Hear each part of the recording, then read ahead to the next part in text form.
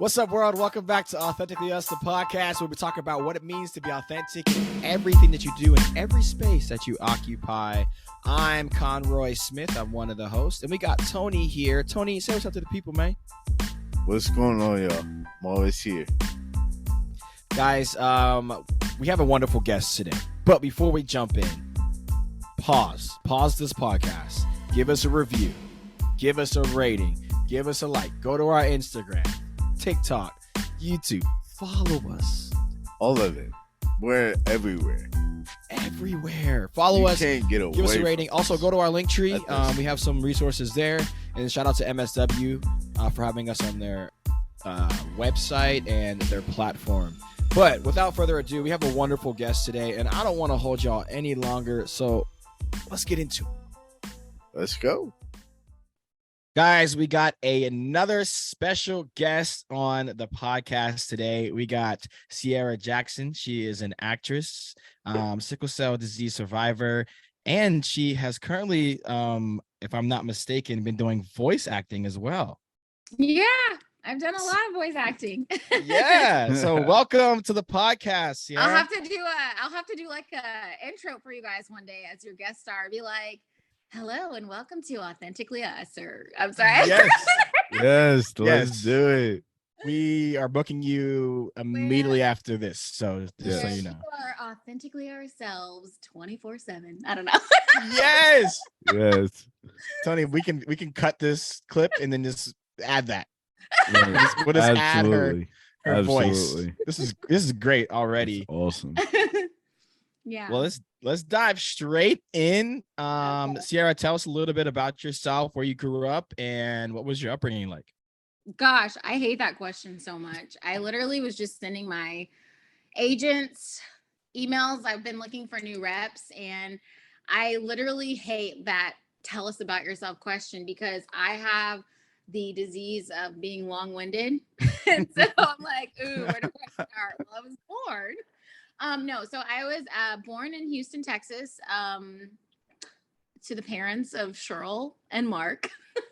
And I was born with sickle cell disease type SS, which you mentioned, which is really bad. And I'm just jumping right into it.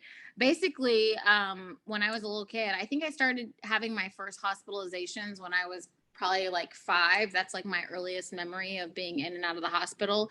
So really, my childhood and my young adolescent years were really surrounded a lot by sickle cell and hospitalizations. And I really did find my love of entertainment through that, because I was always looking for a way to escape my reality of, being in the hospital, being sick, having these really bad chronic sickle cell crisis. And if you have listeners who don't know what sickle cell is, it's basically a genetic blood disorder where your red blood cells look like a crescent shape, so maybe like a banana, and the normal person who has normal red blood cells have their red blood cells are circular. And so the sickle cells get stuck in the veins, and that causes something called pain crises. And these crises can happen in your brain, your liver, your feet, your legs, all over your body. It can cause excruciating pain, and patients often have to get blood transfusions, and they have to be on high doses of narcotics. And then once they're able to bring the pain down with the narcotics, if they have to put you on a pain pump or something like that, then sometimes you have to go through withdrawal, because your body is now, it's not you who's like, I want drugs. It's basically like if they put you on a pain pump and the pain medicine is going into your body, every so many minutes, when the pain is better and it's time to get you off, sometimes you have to go through withdrawal. So my childhood was very torturous and tormented by that. I mean, my mom did her best to make it, as wonderful as possible. She was, always there for me and always just trying to let me, do anything. That I wanted to do beauty pageants, which I did. She always advocated for me to try to be able to live as much of a normal life as I could. And yeah, so sickle cell was a really big part of that. And because of the remnants of it, I feel like I live in Virginia now. I just got married, and my husband, when he met me, was the first thing he did was drag me out of LA. Boo. But I'm dealing a lot with the remnants of my childhood now. Like, I was listening to one of your just a section of, I think it was Haven Inspired or something on your page, and she was saying like you have to do the work. And I feel like because I've been in the hustle and bustle of LA so much, that and hustling to pay rent and auditions and everything, that I've never really had a moment. And I am cured, by the way, now of sickle cell. I had a bone marrow transplant at 27. So if we can talk about that more later, but I don't feel like I've ever had a moment in my life where I've just been like still. And I'm in a town now. LA has, I don't know, like how many millions of people that live there? Like, I don't know, like 12 million or something. I live now in a town where there's like 293,000 people. So the level of stillness that I'm in now, I feel like it's caused a lot of things to come up. And as that girl was saying in that clip, she said, you know, you have to do the work. Like, life is happening, and it comes a point in time where you're going to have to like deal with your stuff, and or it will deal with you. You have to do the work. And I loved how she was saying you can't just pray it away, because it don't work like that. Yeah. Man, you've been through a lot, and I can only imagine like pretty much growing up in the hospital, you know, and kind of going back and forth.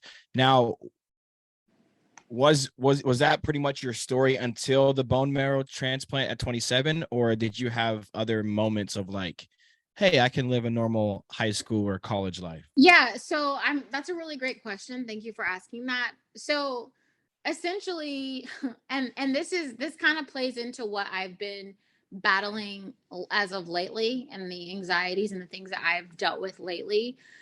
So probably around the time, like I said, my earliest memory of my first crisis was when I was 5. And basically it would be like, okay, I'm good. Maybe like for 3 months or something. And then it's like, boom, crisis. I'm back in the hospital. Or it's like, I'm good. A week goes by and I feel like these little triggers, because sometimes I would tell my mom, be like, Mom, I can feel a crisis is going to come. Like, I'm not in pain right now, but there were just these little things that I could feel in my body that would alert me that I was going to have a sickle cell pain crisis. And so my whole life was predicated on unpredictability. It was, hey, you're going to go to school, and then it's like, oh, boom, now you're in the hospital again. Now you're going through this pain crisis. You're in intensive care from acute chest syndrome, which is this like lung thing you can get from sickle cell. So yeah, like there were moments of time where I was okay, but pretty much from the time up until I was 27, for about 2 years, I was on a chemotherapy drug that tremendously took down the pain crisis. So I wasn't in the hospital as much. But my whole life was, okay, I'm in school. I'm finally catching up. I'm on my schoolwork. And then now I'm back in the hospital. And now I've got to go back to school, learn the stuff that they already learned, plus the new stuff that they're learning right now. And it was just this vicious cycle of always having to play catch up, and always like healing from the past crisis, and then being okay for a little bit of time, and then going back into the hospital. And so even now, some of the challenges that I've dealt with in my adult life are, even though they took the sickle cell away and I don't clinically have that disease anymore, you know, your brain is wired in your formative years. And so in my mind, like I always felt like God was, I always would pray like, God, please, like, I don't want to die from this disease. Like I was petrified. Like I was terrified that I would not get to live the life that I wanted to live. I always was afraid that there wasn't going to be enough time. And I always felt like there had to be healing for me somewhere. I always felt like God had planted like a tiny seed that there was healing for me. And even though I feel like God's been revealing to me lately, like, hey, like, even though like you got this healing physiologically, like you don't have sickle cell anymore. It's my brain has sort of been wired that like, okay, things are good, but there's this expectation that something tragic and something unpredictable is going to happen. So I constantly have found myself in this chronic state of fear of like, oh my God, I'm really happy, and but I'll be having a panic attack, or my husband's had to take me to the hospital because I'm just in this panic stage of feeling like, oh my gosh, like, is something bad going to happen? Like, and I'm very aware of my body. So if there's a headache, I'm like, oh, is it a brain aneurysm, or am I having a heart attack? Like, it feels like a lot of the sickness, like, even though they took it away, my body is still like in this state of thinking something tragic is going to happen, or even feeling like I do feel worthy of happiness, but also at the same time, I'll have these thoughts of like, oh, my husband's leaving to work. Like, is he gonna die and now I'm gonna be alone? Or am I gonna get a call that something's gonna happen to my mom? So I feel like now I'm trying to retrain my brain, like, no, like, we're not sick anymore. Like, that is done, that is over. And I think that, anybody who's ever dealt with a chronic illness, like, yeah, they can take the disease away, but you have to literally do the work every day in affirming that you're healed, you're whole, you're complete. Yeah. Like, that is not existent anymore. And so because that was my life for 27 years, and I would even say further than 27 years, because even when I got my transplant, listen, I had knee surgeries, I've had my gallbladder out, like, I've had hormone stuff since the transplant. So there's still been other things. So up until I was probably, like 29, there was still a lot of health stuff going on. So I'm 34 now. So I'm only 4 years of really not chronically being in the hospital and trying to figure out a healed whole life without worrying about sickness and disease and all of that. So that really shaped a lot of things. And I'm in therapy now, and it's been challenging. Yeah, so from what you've been sharing, what I'm sitting with is like you are resilient. Like, you know what resilience is. You know what it's like to fight. Well, not only fight, but have the cards stacked against you, but then rise above that and um go to places you probably never imagined you would go.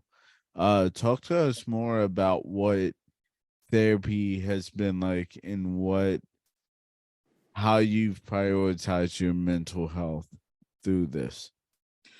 Well, like I said, I think I'm a very highly productive person. Like, my husband, he like, I work on so many projects. Like, right now I'm trying to finish my book. I'm working on like this sister Frennn website where it's all about healing and stuff. I'm still doing acting auditions, and now I'm newly married. I live in a new town, and it's really funny. I'm going to say a bad word. My husband like looked at me like 2 weeks ago, because like I'm always working, and like I'm up at like 5 a.m. like working out, drinking the water, doing all the things, wifing.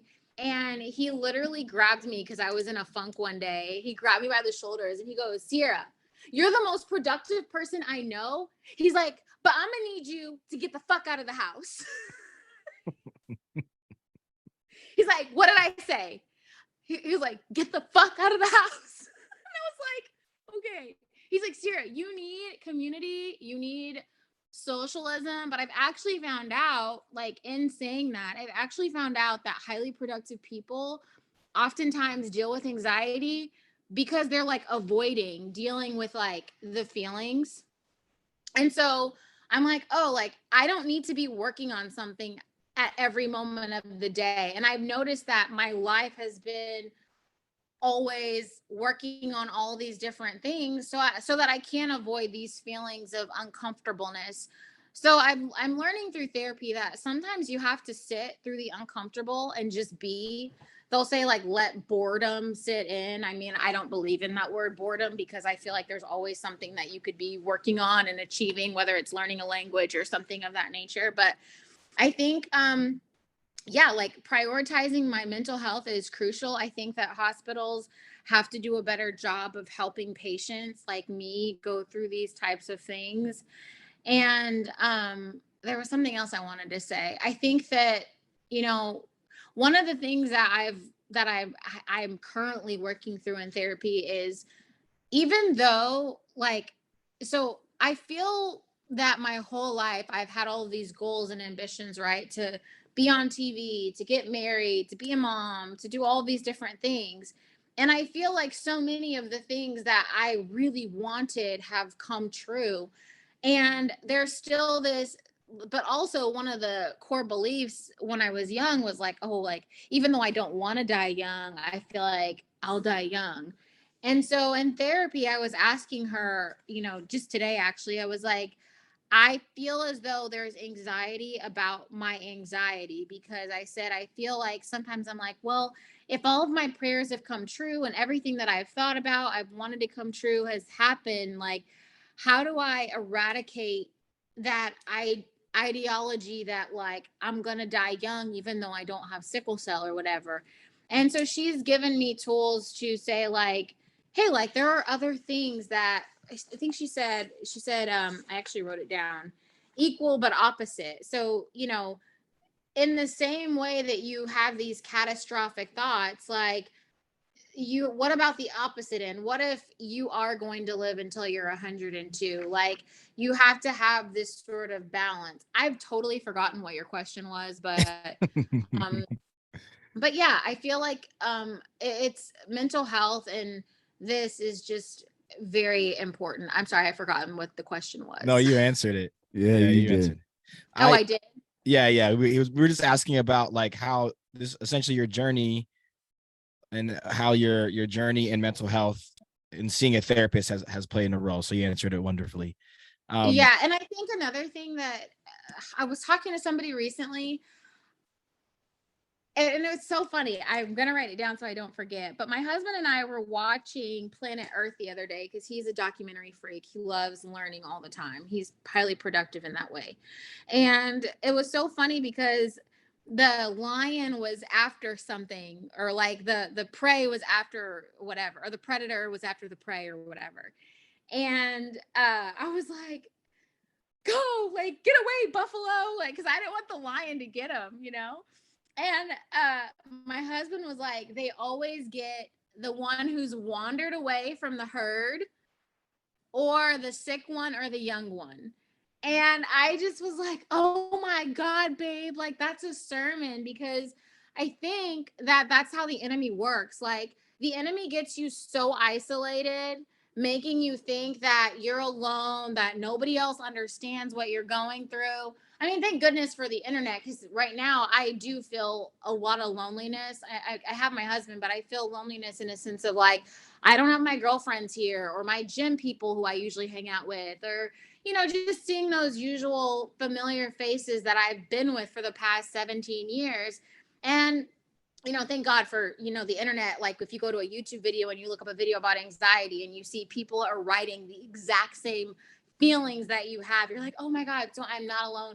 But I think that even with mental health and, like, sharing, there's power in talking about what you're feeling, because even for a therapist to say, like, hey, there's other people who are dealing with what you're dealing with, because that's how you get eaten alive. That's how we have suicide and depression. I mean, depression is going to exist even if you talk about it, but that is how the enemy really gets you when you're in isolation. It's kind of like that buffalo who wandered away from the pack to the pack herd. You got to stay in community. And, we're looking for churches now here in Virginia, but I just think, like, community is so important, and talking about what you're going through, because chances are other people are going through what you're going through too. And you don't, like, isolation is the worst thing that you could ever do. So I think that that's important. You guys didn't know you were going to get a sermon in this interview as well. So make sure to go to her Instagram and pay your tithes. I did want to say that what I hear a lot, kind of what you're saying, is the struggle you had from, like, your sickle cell, almost like you would have some good moments, and then you ultimately knew a bad moment was happening. And it was like, because of the sickle cell, it was like there was always going to be a bad moment almost in your mind. Always. And Exactly. Always what I'm gonna be a hearing bad now is that it's hard for you to accept that there are good things. And Yeah. what I was also hearing was that the things that you prayed for have come to pass. And I think what God is showing you now is that, like, hey, the things that you prayed for were great, but I'm going to exceed those things. And it's almost like he's saying, like, hey, now trust me in this, because you don't have sickle cell anymore. But now we're going to, because your life has been like, go, go, go. Oh, I need to catch up on work, or now I need to go to this audition. It's been go, go, go. He set you in Virginia to sit with all of this, and you can't be go, go, go, except for in your house, which you seem to found a way to do it anyway. Yeah. To like sit with these things. And I don't know, I just want to encourage you that, like, you do deserve good things, and like good things are going to continue to happen, and they're going to be some bad, but like almost switching your mind frame from like bad things are going to happen, or no, like good things are going to happen. Yeah. Like, I'm going to get this next role. I'm going to find friends. I Yeah. can leave the house. Yeah, so that was my encouragement for you. Thank you. Thank you for saying that. Like, every little thing that any positive, anything that anybody can say, like, it helps me. Like, it's a seed that you just planted. And I know that, like, I'm working on watering these seeds that I'm internalizing with conversations, whether it's therapy or a sermon or whatever. So thank you for planting that seed of, like, no, like, good things are going to happen. Like, and you worded it so beautifully. Like, yes, I literally trained my mind that, like, okay, things are good, but then now things are going to be like catastrophic. And so I'm trying to, like, release myself from that and be like, no, Cierra, like, you're good. Like, everything is good. Yeah. But also recognizing, like, that was literally over half of your life. So it's not bad that, like, you're having these thoughts. You literally are rewiring your brain as a 30-year-old, which we all know it is difficult, but like that was over half of your life where that was a fact. Good It was a things, fact. catastrophic. Good things, catastrophic. But now it can be good and better. Like, so. Right. Well, I'm gonna rate that. and to like add to that, like your body has known trauma. Like what you've gone through is traumatic, and your body keeps a score. And Yeah. so like Literally. like doing this is going to be a process, and so I challenge you to be able to slow down enough to realize, hey, in this moment something great happened and I stayed there. In rejoicing, I had the ability to stay in good places and Yeah. not let my mind wander. Yeah. Because as you start to see that more and more, that's where freedom comes as well. Yes. I love that you said that, because, like, that's like, if there's two words that I, like, really want to resonate with and live in, well, three words is peace, freedom, and safety. Like, I'm free, like, I'm peaceful, and I'm safe. So I love that you said that. Yeah. Also, first of all, just thank you so much for sharing all this. This has already been amazing. Yes. I do want to get into the acting side. So you Yeah. mentioned something a while ago that you said kind of going throughout the process of the hospitalization, in and out of the hospital, kind of sparked, I guess, this creative bug in you. Yeah. Now, what sparked that? And was it you watching novellas in the hospital? Like, what sparked this? I've always been obsessed with love. So I wasn't too far off. Yes. My husband makes fun of me. He's like, I've been trying to read more too, and I was listening to this audiobook, and he's like, Cierra, all you do is watch the same stuff over and over. I love you. Do you love me? So all of my friends are always like, God, Cierra love. They used to say Cierra loves love, like, you know. So, yeah. I mean, I literally would just be fantasizing in the hospital room, like watching a romantic movie or a fairy tale. Like, I still am very much love fairy tales. I'll literally, my husband will see me watching something on TV, and I'll just have like the biggest smile on my face as if I'm living their life. He's like, you're so animated when you watch TV. Because I'm like, it's me. But also the opposite too. Like something tragic's happening and he's like, turn this ish off. Like, because I just like fully embrace it. I'm like, what if that happens to us? You know, but yes, like I loved television, like, but not in a like lazy type of way, but I loved the sparking of the imagination of like, oh my gosh, like what would it be like to have somebody like hold you in their arms and be like, I love you, and I love you more than all the words in all the books. So like, oh, like, yeah, that's so wonderful. So I like love. And so I don't know. I was always a very creative kid. So I think I just was always, I loved to just do entertainment. Like music made me feel so good. Like listening to music, like CDs and watching TV, like it just made me feel good.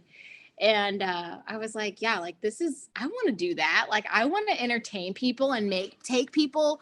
I think like our teachers, I had in an acting class, there was a student who asked the teacher like, well, should we be like emotionally masturbating?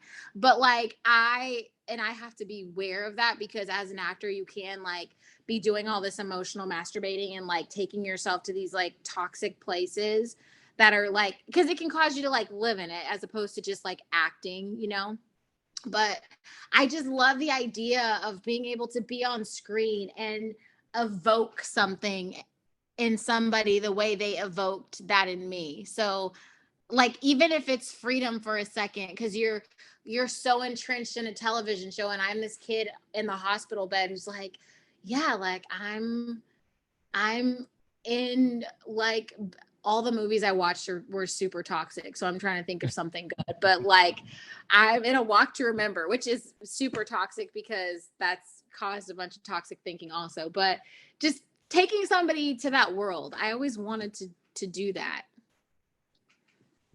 So, talk to us about your favorite acting opportunity. You guys asked me that, and like, I mean, I think like last year I booked a show on the Disney Channel for voiceover, which was just amazing. And all year I've been looking forward to it coming out. And they completely recast my part. After I did all the work, I was like telling my husband, like on the countdown, like I'm on Disney Channel. The director was like, oh, we love your work. We're going to have you back. We get picked up for season 2. And they completely recast me. And I remember waking up being like devastated, because I kept checking IMDb for the credit, and I was like, I'm on Disney, like, and I'm gonna be on Disney because it's like the dream Pixar. But yeah, they recast me. I think those stories are important too, Mm-hmm. and they recast me with a veteran, like a woman who's been in every cartoon you can think of. So my husband was like, well, you got paid from Disney. And he's like, look who they replaced you with. So like, like they didn't get another rookie. Like, he's like, so anyway, that was really cool. But when you ask me that, to be perfectly honest, I think some of my most rewarding work has not been anything that I've booked yet. I think my most rewarding work has been, I took classes at the Meisner School, the Taylor School of Acting. It's a Meisner program in LA, and that teacher, Alex Taylor, is so vigorous. Like, talk about somebody who doesn't really care about the dollars. Like, I feel like he doesn't really care about the business of acting. He cares so deeply about the art of acting. And I would say, like, when I think about what I am able to do as an actress and the places that I can go, it's the work that he gave me in his class. It's not, a co-star on this show or that show, or a music video or any of the kind of the shallow things I've gotten so far. It was really like those character roles that I got to do in class. And those are really the roles that I'm waiting for. Like, and I've had some really good auditions for some of those deep, like meaty roles that I want to do. But I don't think I've booked the role that I'm just like so into yet. I mean, I've done a couple of shorts that I was like, okay, this is cool. But the character stuff, like one time I got to play someone with special needs with autism.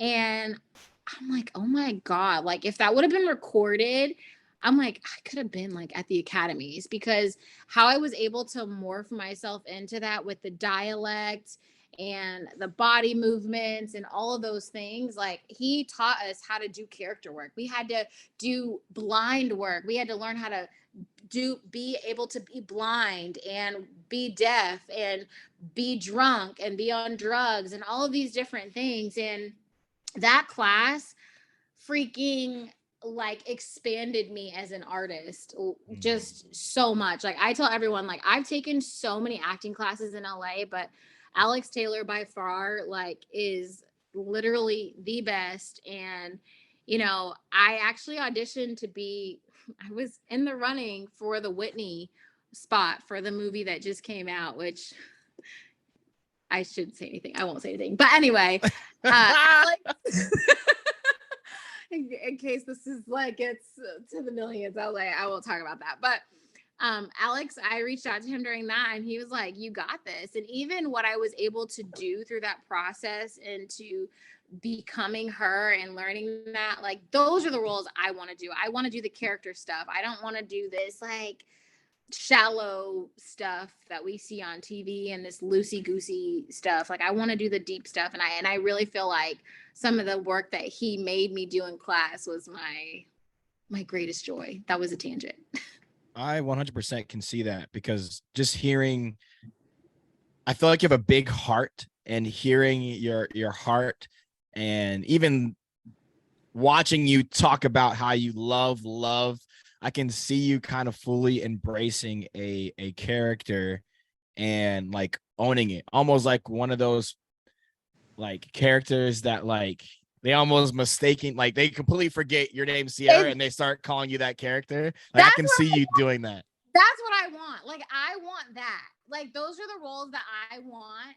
I think I'm an attractive woman, and so sometimes like agents have the tendency to be like, oh, pretty girl, submit, and you just get all this dumb crap that's just like, oh, you cheated on me. Like I don't think that that is me. I think that, and I think also because of everything that I've been through, I just, like you said, I have the heart to be like, I want somebody that I gotta like go to the depths of like who they are, and like Sierra's to the side, and like I just get to be entrenched in their world and metamorphosize into something else. Like that is the challenge that I'm up for. So I actually even tell actors, like, and this is something that I'm gonna do. I haven't done it in a while because my headshots are a little dated and I need new ones. But when you are like maybe an attractive person or something, like take headshots with no makeup on, like make them see like that you're not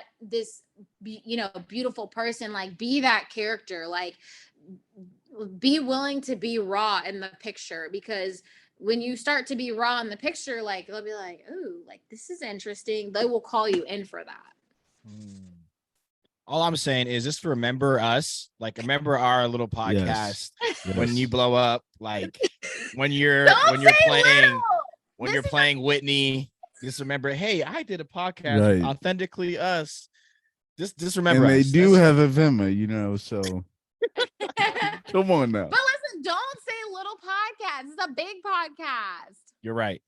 We've, you know what? I truly believe our podcast is great. We've had some great guests. You are clearly one of them.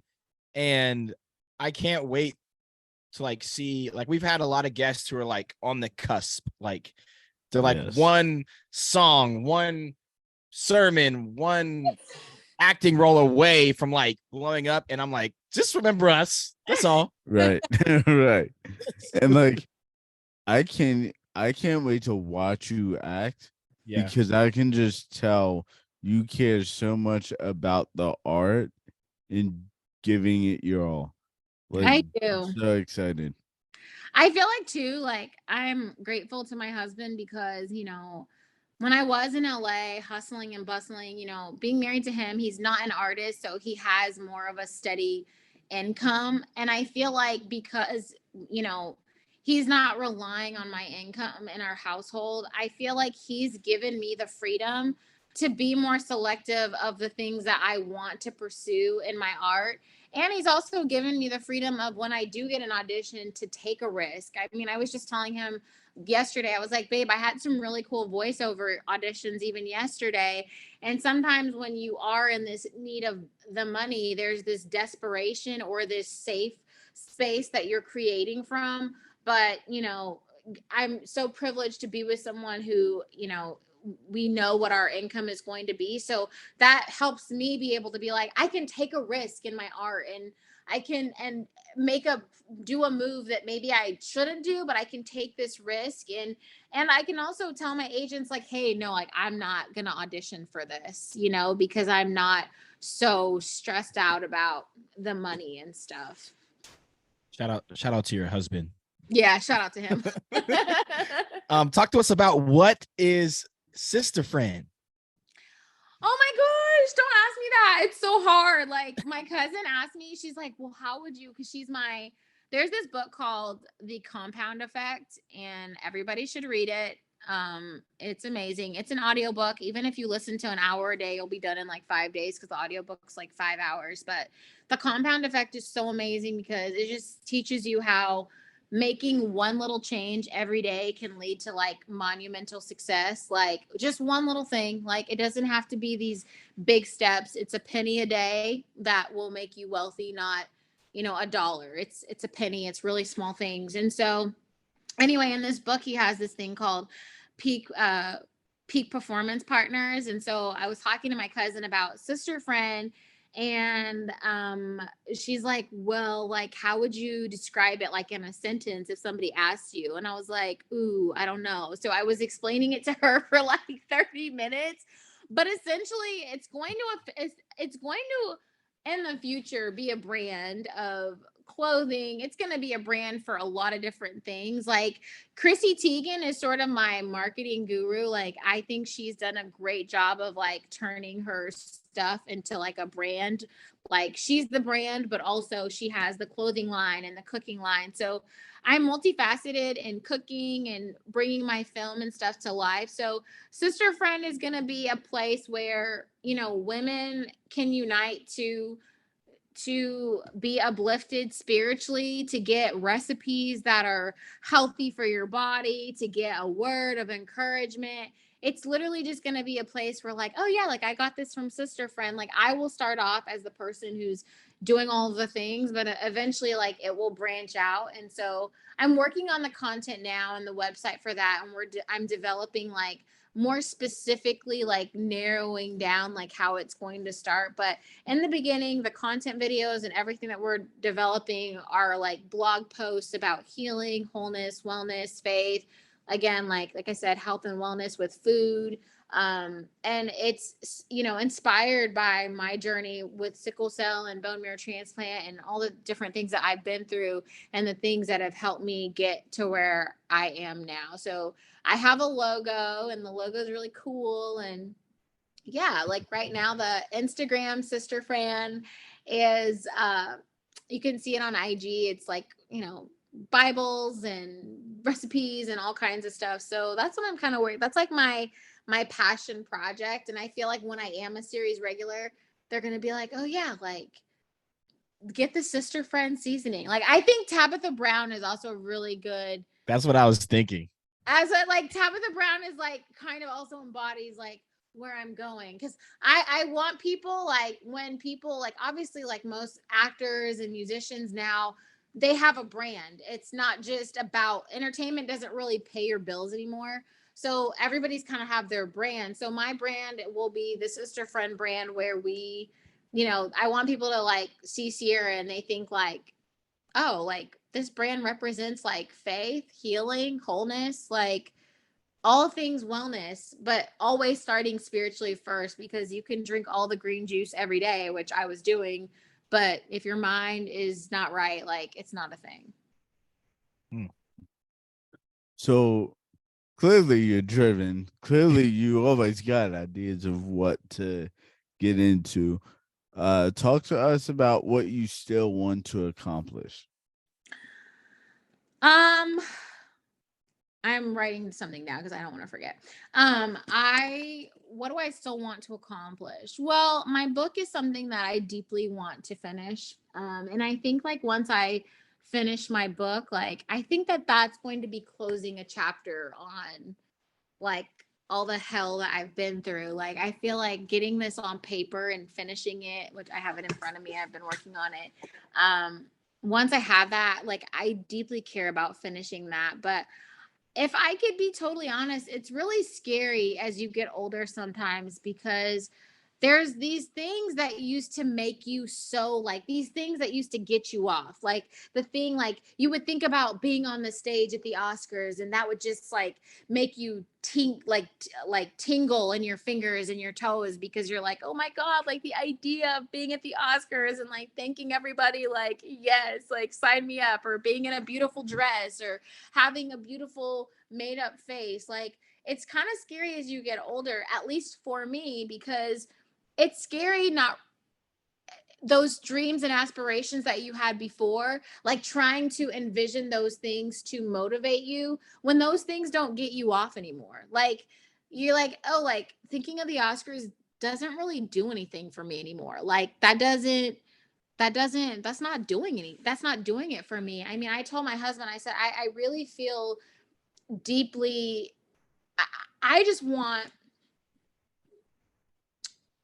if there's one thing I want that I think that motivates me, is, it's like, I was thinking today, the scripture, like, be transformed by the renewing of your mind. Like, if I can have a renewed sense of mind and every day wake up feeling like I'm 15 again, unafraid, in that childlike position all over again. Because, when we're kids, we're unafraid of everything. We're like, jump off a building and, like, let's see what happens. Like, you're not afraid that you're not going to be taken care of. You're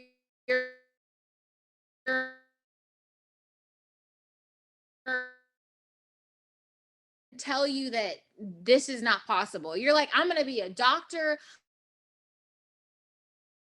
but I want to be transformed, and I want to have just a sense of renewal every day. Like, if I can have a conversation, like, with you guys, where we inspire one another and we've given each other something to live by, to be fruitful by, to hold on in this thing called life for another day, like, that is what I really want more than anything. Like, yeah, I want the role, yeah, I want the book, but I just want to be renewed every day. And I want to feel that excitement of childhood every day again, like, as an adult. Like, I don't want to feel stale anymore. Like, I want to feel that every day. And I do think that you can get there, but it is like a daily walk. So yeah, like the book, yeah, like the roles, all of those things, a successful family, like a miracle baby, like, yeah, those things would be wonderful. But I just think if I'm living in purpose and having conversations that are life giving, I think that that is what I want to evoke. I want to inspire in people. I want to, like Mama Oprah or Wayne Dyer or Louise Hay, or, you know, people who are just such, Eckhart Tolle or Deepak Chopra, any of these people who are just living, breathing God, Sadhguru. Like, I love listening to them and the words that they say, and the spirituality that they bring. Like, that is what I want more than anything. And that is what I crave, because I also think that as we attain these goals, as we attain these ambitions, whether it's like, oh, I really want to get married, like, you get married, right? Or you get free of sickle cell, right? Like, you can keep wanting to ascertain all of these different things, but really nothing will satisfy you except for the Spirit of God. Like, I've asked God for so many things, and it's like, okay, yeah, like, I love my husband, like, he's great, and I love, like, our union together. But as a human being, you're going to always have this hunger and this thirst. And really, I notice the only thing that really satiates it is like these kinds of conversations, or like my spiritual life. Like that is, I want to have a renewed sense of spiritual life every day. That's what I really want. So, last question before we transition. Mm-hmm. What does it mean to be authentically you? I saw that question and I was like, I don't know what that means. I think what does it mean to be authentically you? I think that for me, what it means to be authentically you is to get back to spirit. Who were you in your mother's womb? Like, to me, that's what it means. It's like having this earthly experience, but getting back to like pure spirit. Like, Dr. Wayne Dyer has an affirmation and he says, I know that I am pure spirit, that I always have been, and that I always will be. I know that deep inside me, there is a place called God where all things are known and where all things are understood. This is the universal mind of God, and all things are perfect. It's a very long affirmation, but I think being authentically you is just getting back to who God created you in your mother's womb. I think it's getting to that highest version of yourself where you're not distracted by social media, or you're not appeased by a like or somebody saying, hey, yes, you're qualified to get the job. It's, hey, like God planted this seed in your mom's womb and you are like just worthy because he said like you can exist. I mean, you look at people in other countries and they're just living a life like they could literally spend their whole day like going outside picking leaves, digging a fire pit to cook their food, and like eating is like their day. I want to get to a place where and they have, you know, their family and their spiritual practices, but that's what I think authentically you is, like getting back to spirit form. Like we came from heaven and like now we're living this like human experience, but as I'm having this human experience, like I want to become and evolve back into spirit form, like learn the lessons and get back to that. That's, to me, that's what I think it is. And and you have to be quiet. I mean, I just heard a sermon this week where he was saying, like the pastor was saying, God, what do you want your people to hear? And he said God told him that that was the message. I want them to hear. And then he said God will be like, hey, quit your job. Hey, start the podcast. Hey, write your book. And like honestly, I noticed like I'm not a person who likes a lot of noise. And I noticed the more I like sit in the quiet and like I'm driving and I'm not distracted by music or listening to people's videos, like I can hear God and I know what he's telling me to do. And I think that that is how you like live in purpose, like in the quiet, like be quiet so that you can live in purpose. And when you're in purpose, then you are being authentically yourself. Man. Well, thank you again so much for sharing all the wisdom. We got a couple sermons in here too. So again, make sure to go on her social media and make sure you pay your tithes. But next thing we're going to do is we're going to transition to our next segment, which is called Rapid Fire. Okay. Now, this is where we ask you 3 questions. Yeah. And you're going to give the first thing that comes to mind. Don't pass go. Don't call your husband. Don't go on a walk. The first thing that comes to mind. Okay. First question is, what was the last book you read? I don't even know. Oh, Accidentally Married. What would you tell What would you tell your 8-year-old self? You are safe. And would you rather be the funniest person in the room or the smartest person?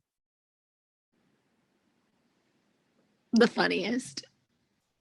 You heard it here first. That was rapid fire. You know what? We haven't had a true rapid fire in a while, Tony. That was great. That was great. So we have people who have extended answers. That was great. So thank you. Yeah. where can people find you? What do you got going next? I know you mentioned your book a little bit here and there, but where can people find you, and what's next?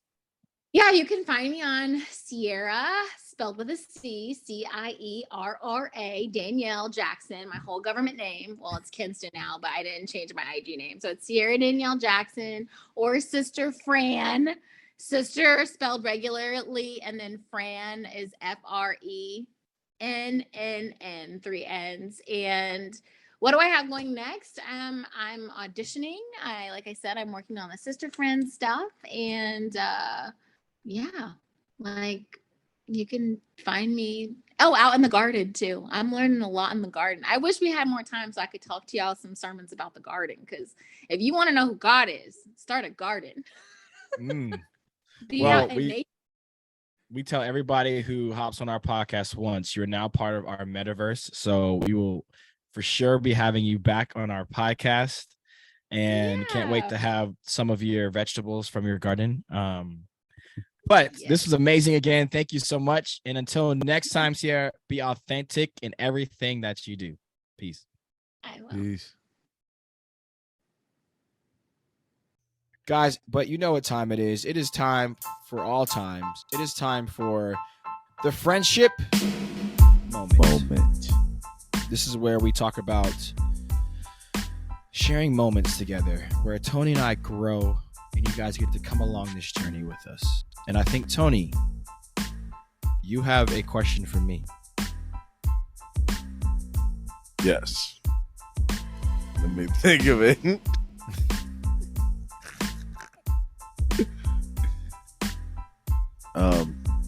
So since we started this podcast, what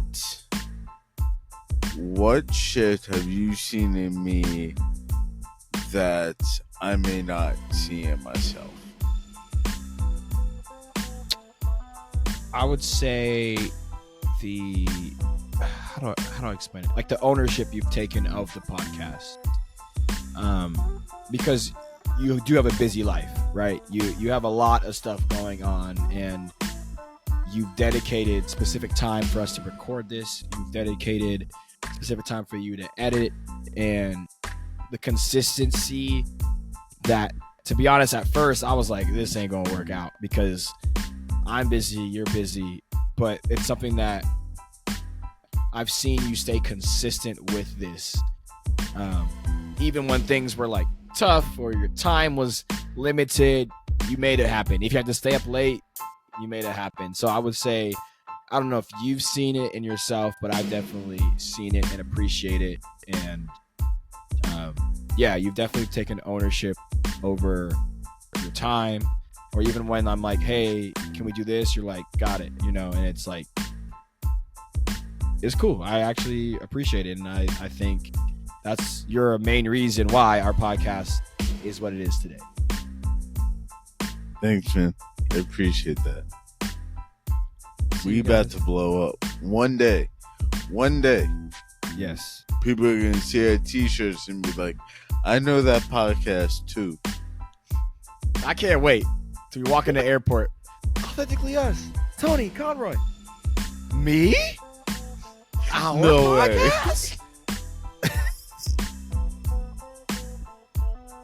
It's going to happen. Just wait. Oh, for sure. Just wait. Well, y'all, thanks for coming on this journey with us, first of all.